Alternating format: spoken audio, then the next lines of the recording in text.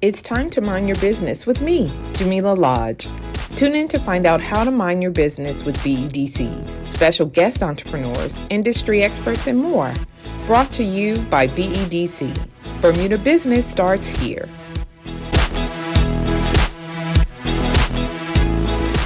Hi, Alex. Hi, Jamillah. A long time. I know it has been a long time. So welcome to Mind Your Business. Great to be here. Thank you. Thank you for having. And like I said, you're our first. So you're our first live podcast that we're doing. So today we're going to talk about you and your business, CPR Cell Phone Repair. Sure. So before we get started, why don't you tell us a little bit about yourself?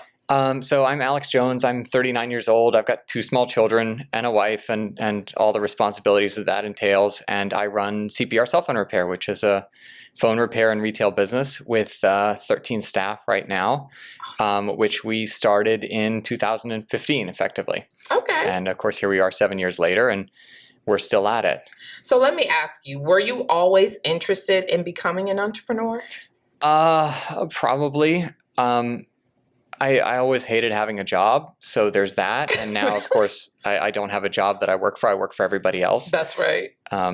So, no, I think it's more there's something wrong with me, and I had to do this. Talk a little bit more about that, because you said it. What about having a job did you hate? Well, I mean, when I was in my early 20s, I was working at a finance company that was a really great firm, but I hated the thought that the sum total of my career would be to be a rounding error on someone else's balance sheet. You know, if you, my work didn't mean anything. It was just making money for someone who already had too much. Right. And so it doesn't feel very good. There's no amount of money that make you interested in what you're doing, right, or give purpose to what you're doing. Right.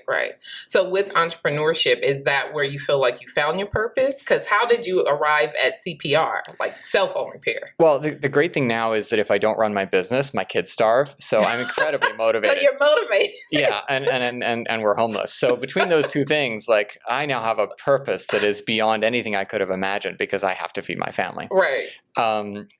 And so we stumbled on CPR really completely by accident. I couldn't recreate the series of steps if I tried. And we've got a good business now that feeds my family and feeds 13 other families. I did the math recently. I think there were 23 or 24 people who depend on CPR for their food every day, if you count children. Actually, it's probably more than that now. Yeah. So, we've got a huge responsibility with the people who eat, because we're in business and because customers choose to visit us.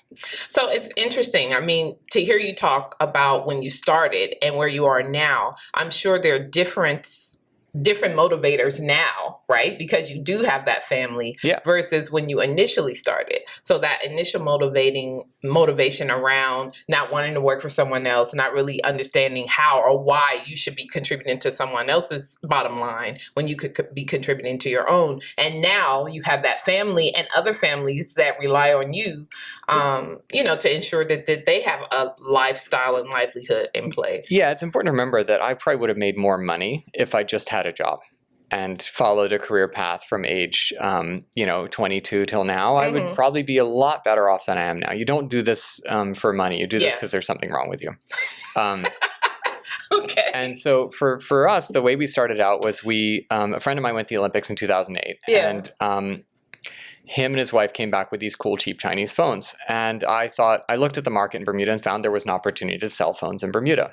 So I brought some phones from China, and I wanted to check them out, see if they were good enough. And they were terrible. They were garbage. Oh, no.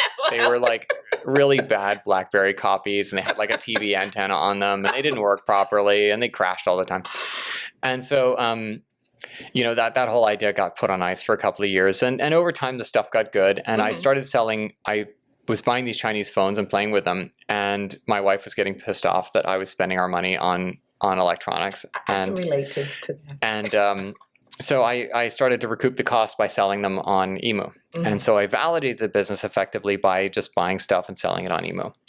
And I knew we had something when I got this tablet, and I used it and I played with it. I went to sell it on Emu, and I got like 18 people calling me for this tablet. Mm-hmm. And okay, there's a market here. So I was consulting, and my contract finished up at an international company. Mm-hmm. And so I had some time off before my next gig, and I got together with a friend, and we opened a kiosk in the Washington Mall. Mm-hmm. We filled it with product, and we started selling phones. And then I needed someone to fix the phone. So I went around to all the local phone repair places, and I found someone that could do it for us at a reasonable price. And it was on Court Street. It was called iRepair. It was a little hole in the wall. Yeah. And it was a 8-foot wide, 40-foot long alleyway that they'd put a cover on in some ancient history. And it had one little Filipino guy working there, Cedric, who's still with us. Okay. And they started fixing our phones. And the business was in trouble because the owner had abandoned it, basically. Okay. And he had moved on to a higher calling. And so we ended up taking over the business. And it was literally full of trash. We got an entire HC dump truck and filled it with garbage from the store. Wow. It had no air conditioning. It was on Court Street, and we built it up from there. Okay. And then we moved it to Washington Lane in 2017 and moved it to a larger location in 2019. And we're hopefully moving to a larger location soon. That is awesome. So CPR, is it a franchise? CPR is a franchise, okay. But we are the master franchise for the Caribbean. Okay. So the way a franchise works is you license certain business practices and branding, and you pay a license fee to the franchisor.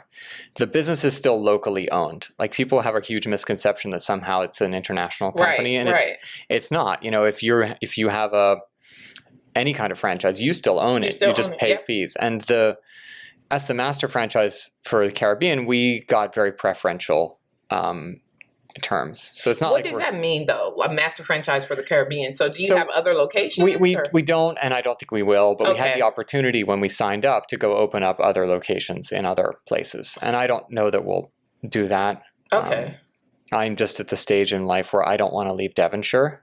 Like, I live in Devonshire. Right. I don't want to have to cross the border for any reason. Like, I don't want to Alex, you know Bermuda is small, right? I know, but I don't want to have to come to Pembroke. Like, I don't want to have to go anywhere, let alone go and deal with a CPR store in Kingston. You know, Is there an opportunity, and I'm just putting it out there for you, is there such thing as like sub-franchising? That's exactly what a master franchise is, yeah. Okay. So someone could franchise through us in the Caribbean, and we'd help them do it. And no, that's something you're interested in? Yeah, of course. But it'd have to be the right person who's physically on the ground, right? I don't want to go anywhere. Yeah, I get it. I completely understand. Yeah. But it's great to have that option, I think, especially for those who are considering entrepreneurship or considering franchising a business. Yeah, I think franchising is a bit weird because a lot of the benefits that franchises offer aren't really present in Bermuda because you don't need a strong brand name. That's right. You know, the best branded businesses in Bermuda are like Bermuda and then whatever your business does, or Island and then whatever your business does. Like, usually you can be Island Dental or Bermuda Dental, or, you know, Island Self Storage or Bermuda Self Storage or Bermuda Phone Repair or Island Phone Repair. Like, exactly. You don't need a fancy brand. You don't. So I was going to ask you about that because in the U.S., right, there are franchises everywhere. And you leverage those franchisees because it is a brand that's well known. Yeah. And so you don't have to do as much marketing, et cetera. So what benefit have you gained from having a franchise? Frankly, it was really just the network of owners. There's a bunch of other owners, and the CPR franchisees tend to be business people who got into phones a bit more than some others. So it was being able to learn from other people. Okay. But frankly, I've contributed more back to the other owners than necessarily we've gotten out. Okay. There were some supplier relationships that are useful, but we could have done that on our own. Okay. But certainly if someone's thinking about it, you can do it. There are a couple of franchises in Bermuda, but it's not. In the U.S., it would definitely be what I do. Right. And I think for those who are considering entrepreneurship, we're speaking to them, right? When they're trying to decide how to go about it, I think that's something that they should consider, you know? Well, the problem is most franchises have a very large initial franchise fee. And frankly, that's going to cost more than just starting a business in Bermuda. So a lot of franchises have to $50,000 initial fee. Right. And then on top of that, you have to pay to start the business. Right. And the startup costs in Bermuda are going to be double what they would be in the U.S. Okay. You're much better off for a lot of businesses in Bermuda just validating it by starting and offering a service. And it's easy to market in Bermuda. There's not that many people here. That is true. And I wanted to talk a little bit about that because you said when you first started, the way you validated whether or not there was a demand was you got this iPad and posting it on Emu. Yeah. And then you got all these people responding. And I think that's important because I feel like a lot of times people don't go through that process, right? They do all the other stuff, spend the money, bring in the inventory, all this other kind of thing, and not realizing or not knowing, I should say, whether or not there is an actual legitimate demand for whatever it is they're selling. And they'll ask their friends and family about it, and their friends and family will tell them it's a great idea. Yeah. But your friends and family will lie to you, and they don't mean to. But they love you. Let's not say lie. Let's say support. They will support you to a fault, right? And I think all you have to do is listen to some of the America's Got Talent outtakes to know that people's friends and family lied to them about their singing, and people are going to lie to you about their business because they love you. And so you have to sell to strangers. Like that's the hard part. Yeah. And it's one thing to sell to like a greater network of people. There are some people who do really well in Bermuda because their business is their social circle. But really, you've got to sell to strangers. Yeah, I would agree with that. And so for you, the way you identified those strangers was going on Emu, which is like a Craigslist, if you will, for Bermuda. Yeah, and I validated by accident, right? I didn't intend to do this. I just didn't want to have this tablet that had cost us money that my wife didn't. Was looking at you like, really? Like, why did you spend this money on this thing? And so it's always best to keep your wife happy. Yes, I agree. Well done. Yeah. Well done. I it's agree better with you 100%. For everyone. For everybody. Even the cat felt better. So we didn't have kids then. That's right. So yeah, it's validating your product. And with phone repair, we knew that there was a demand for phone repair because there were other businesses doing it. And we had tried to give them our business and they had said no when we were just doing the kiosk, just selling phones. That's interesting. So I do think that this particular industry, like you said, it just happened to work out this way. Like the business was up for sale, or not up for sale, but you came into it kind of organically. Very organically. I mean, the owner was my dad's old electrician. Wow. And so I got his phone number and called him up and spoke to him. And that's Bermuda for you, though. Those are the opportunities that exist here. And we worked out a deal, and it worked out very well for him, much better than it would have been if he just stayed in business. Right. Okay, so let's talk about now and what you see for the future of CPR, right? Because you mentioned your family and what your priorities are now. So how do you see this business evolving? Well, one thing that happens in Bermuda is you kind of hit a limit, right? There's only so many phones in Bermuda to be fixed, and we're the biggest in Bermuda by a wide margin. It's very hard for an upstart now to get into it. It was much easier when we started to get into the business. Now there's so many more models of phones. We have to carry so many parts just to be able to fix everything. Okay. And then the level of technical skill is so much higher that we just have this position in Bermuda that we're going to try and maintain. And I don't know what's next. Okay. We're in a good place now, and we'd like to stay there. And we have a home. And so, how do you do that then? Like, how do you cement yourself as the cell phone repair guy in Bermuda? Well, we've done it by having the parts in stock. We have the best technicians by far. So we can fix a lot of things that nobody else can. We can fix them because we have the parts. And so once you have those two advantages, they're structural, right? And people can come into it, but it's going to be hard for them. And I think because Bermuda is small, as long as you're providing a great service, it's easy to maintain that sort of leader in the market kind of status, I would say. Yeah, but there's lots of businesses that do it. There's Gorham's. That's the hardware store. There's Pool and Garden House. This is the pool place. There's lots of these businesses that have their niche, and they are the place for that. Yeah. And that's a good place to be in Bermuda.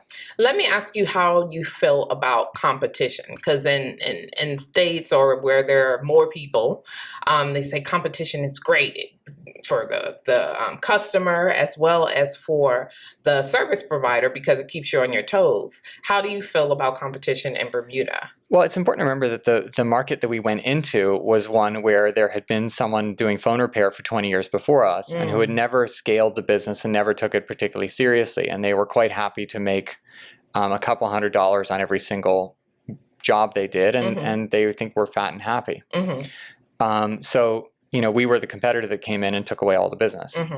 And so in that respect, is that something that you fight against? Like, you don't want to be the fat cat, right? Or I feel like it's easy to become that in Bermuda, right? You win by providing the best service, right? And by and large, if you make a mistake, someone else is going to eat your lunch, right? And come along and unseat you.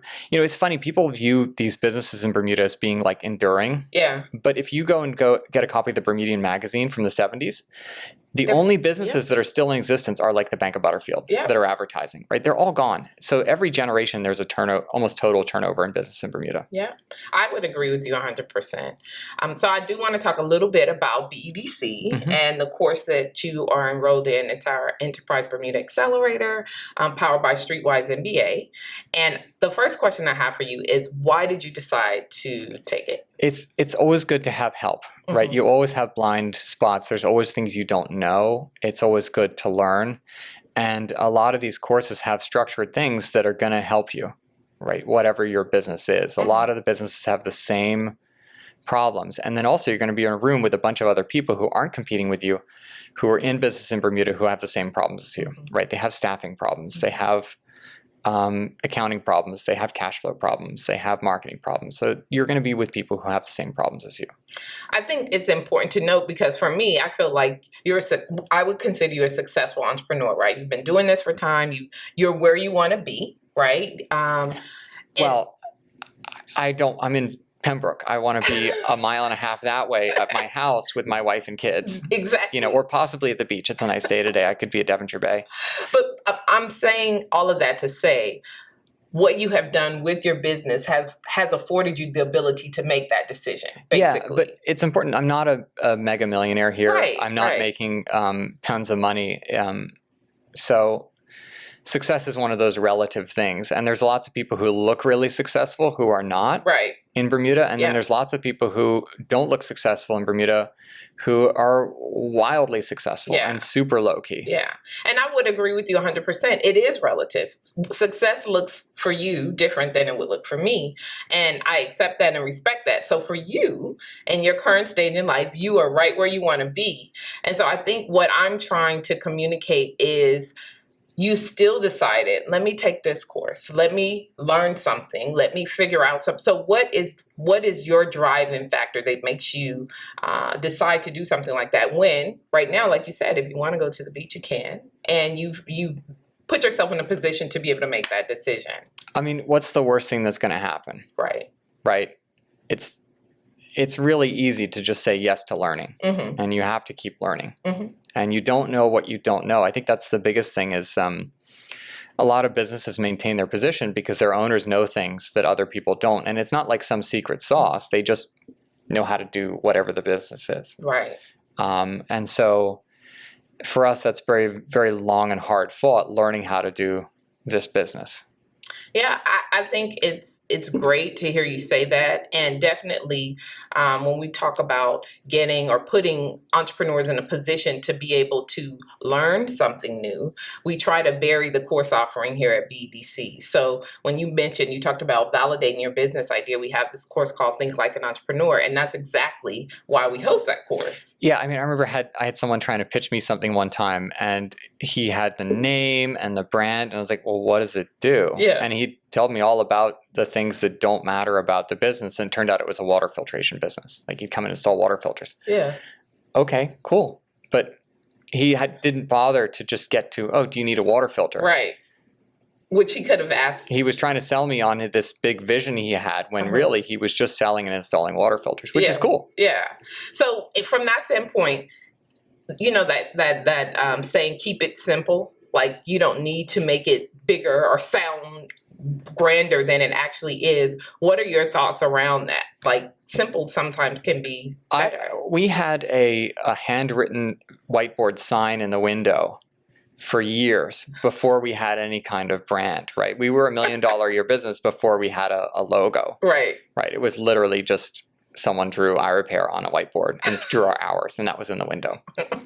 So to be a market leader in Bermuda, you don't need any of this fancy stuff. You really need really boring stuff. And there's a lot of business people out there who have these really boring businesses but they come out and they get it done. They get it done. That's it. Yeah. And it's hard to even get people to show up sometimes in Bermuda. So if you show up and get it done, you can be successful in Bermuda. Okay.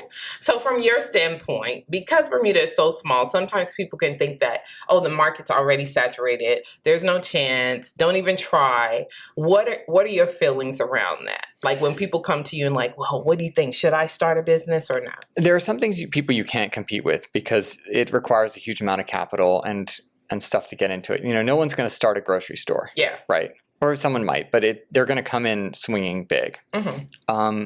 But there's lots of things where you can start small and go into it, right? And that's always been the case because there's this generational turnover in businesses. Mm-hmm. So like even my dad, he was a surveyor working for the government. He didn't like working for the government. He was trained as a surveyor. He left and started his own firm in 1977. By the mid-'80s, they were the largest real estate company in Bermuda. Wow. They didn't know it until they bought out who they thought was the largest in the 90s.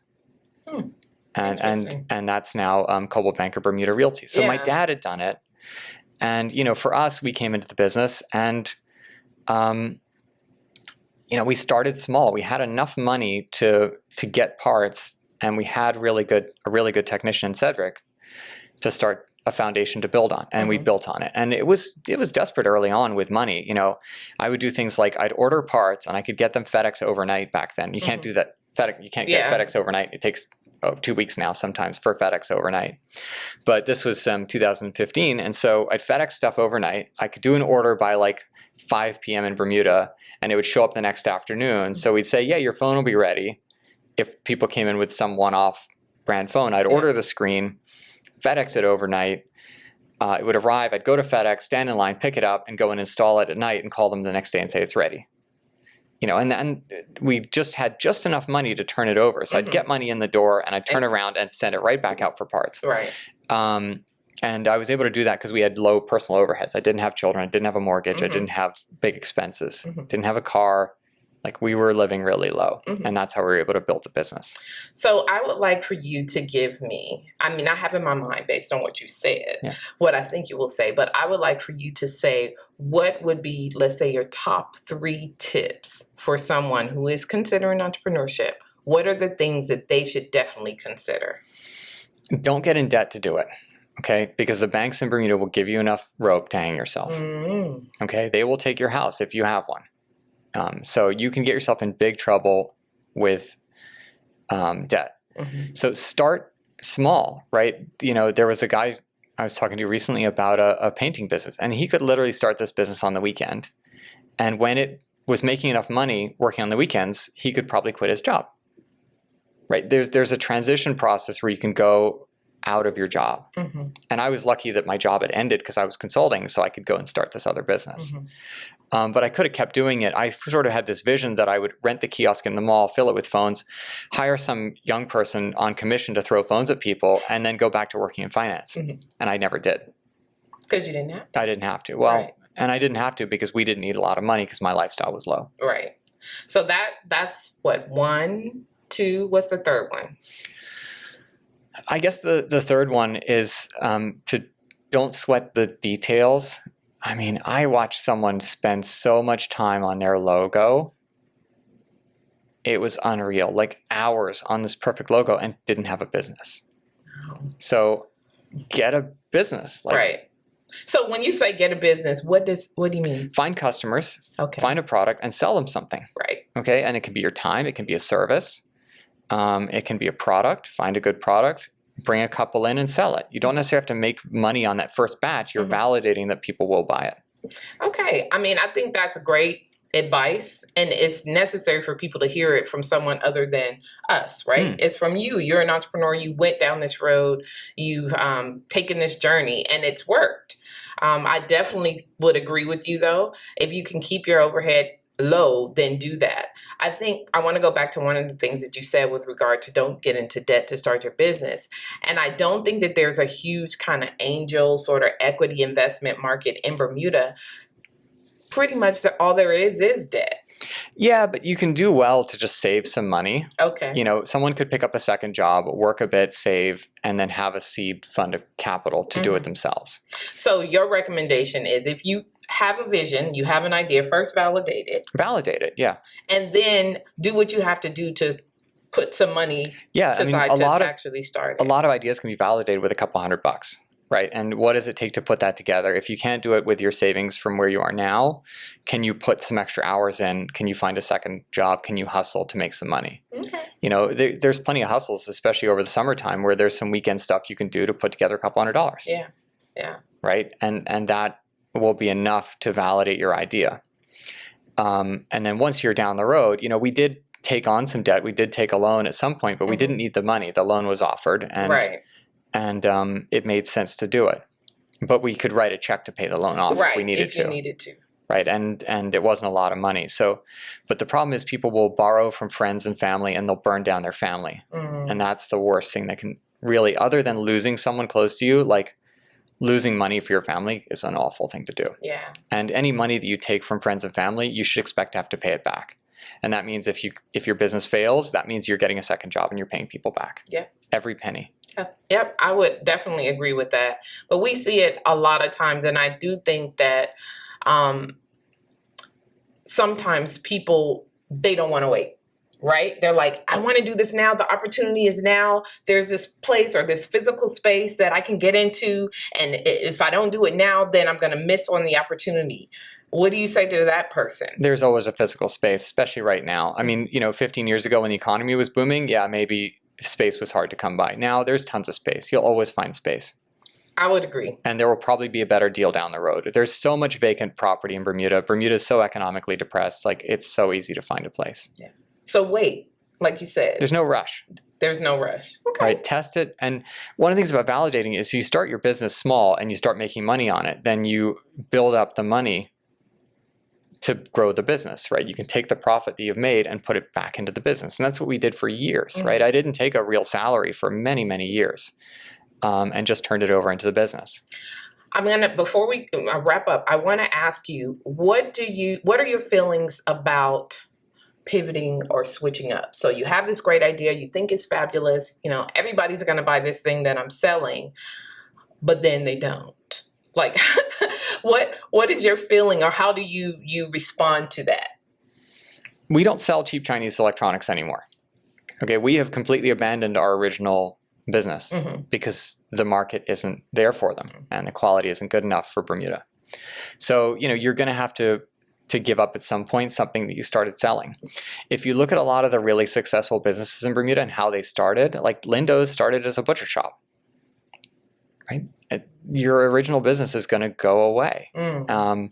So if you look at, I think it'd be great if BDC did a series on these legacy businesses, these big businesses, and while the generation is still alive, talk to the old people, the retirees who started them, how they got to where they are, because people have this vision of Bermuda businesses sort of starting big, and they're not. People just haven't remember.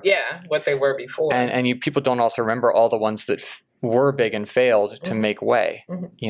For my dad, LP Guttridge was the big real estate company in Bermuda. Well, they weren't because Jones Waddington and Gauntlet Jones had supplanted them, but they didn't know that. Right.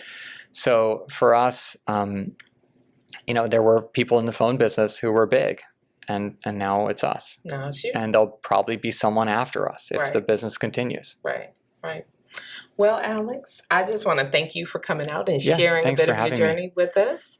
Hopefully those who listen and see this will be inspired.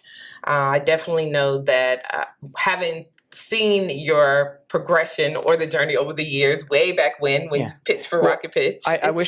I hope people understand that there's so many failures in every success, that this was not an easy road, and that it's not an overnight thing. And that I've failed more times than I think I've succeeded. It's just the time I succeeded was a bigger one. And it's okay to fail. I think we're slowly... No, it's not. It's awful. No, don't do it. It's a terrible idea. It hurts more than anything. Listen, we're going to agree to disagree. It does hurt, but you learn quicker and you learn what not to do when you fail. And I do think that there's a stigma associated with failing in Bermuda especially. Well, it's how you fail, right? If you fail a small way because you tested something and it didn't work, no big deal. If you failed big because you took money from your family and went and like rented a space and bought all equipment and it didn't work, Yes. like that's really hard. Yes, I would agree there. But if you start small, you fail small, you test it, it doesn't work, no big deal. You switch it up, pivot, do something else. All right. Well, thanks again, Alex. Thanks for joining us here on Mind Your Business. And if you don't mind your business, who will? Waka waka. Thanks, Jamillah. Thanks for tuning in to Mind Your Business with me, your host, Jamillah Lodge. Tune in next week, Thursday at 4 p.m. because if you don't mind your business, who will? Mind Your Business is brought to you by BEDC. Bermuda Business starts here.